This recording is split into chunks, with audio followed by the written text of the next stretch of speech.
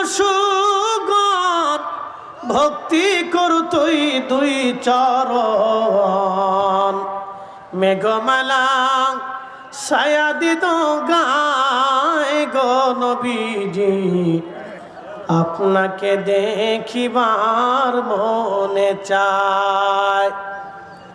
ক্লান্ত হবেন না, আমার থেকেও আপনারা ক্লান্ত বেশি হতে পারেন।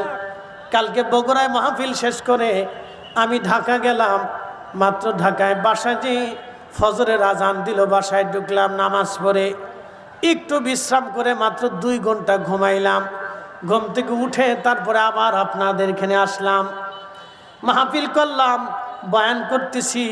ক্লান্ত হলে আমি হওয়ার কথা, গলা ভেঙে গেলে আমার হয়ে যাওয়ার কথা। আমি তো সজোরে আপনাদেরকে নিয়ে কথা বলে বোঝানোর চেষ্টা করতেছি। হাজিরিন, প্রিয় নবীজি আকাশের মেঘ নবীকে ছায়া দেয়।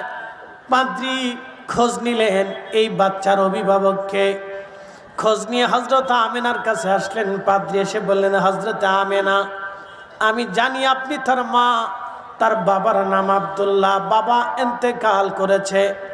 এই বালকটি বনু হাশিমি কুরাইশি। ওগো আমেনা। আমেনা ডাক দিয়ে বলতেছেন, পাদ্রী কি করে আপনি তার পরিচয় জানেন? পাদ্রী ডাক দিয়ে বলে, হযরত আমেনা গো, তাওরাতে জবুরে ইনজিলে তার পরিচয় যেমনে দেওয়া আছে ওইভাবেই আমি তার পরিচয় আপনার সামনে উপস্থাপন করেছি। জোরে হবে নাকি আল্লাহু আকবার? তার মানে বোঝা গেল কি, যুগে যুগে যুগে যুগে আমার নবীজির শান দুনিয়াতে প্রচার হতো। কথা কন না কেন, ঠিক কিনা? যুগে যুগে যুগে যুগে নবীজির শান দুনিয়াতে প্রচার হতো। ভাই আমার ভালো করে শুনে যাবেন। বন্ধুরে, আমিনপুরবাসী অনেক কষ্ট করে ব্যতিক্রম ধর্মী আয়োজন আমার জনাব মরহুম আক্কাস মেম্বার সাহেবের সাথে আমি যখন ছাত্র ছিলাম তখন থেকে ওনার সাথে আমার গভীর সম্পর্ক ছিল। উনি আমাকে দাওয়াত দিতেন, তখন ফাজিলে পড়তাম, আমার মনে আছে। সেই বয়সে মরহুম আক্কাস মেম্বার সাহেব আমাকে আপনাদের এলাকাতে বহু বছর আগে এনেছিলেন। তারপরে উনি ইন্তেকাল করলেন। ওনার ছেলে আমাদের আলতাফ ভাই, তেনার মাধ্যমে এলাকায় বহু মাহফিল ছোট বড় আমি করেছি। বহুদিন এলাকায় আমার আসা হয় না।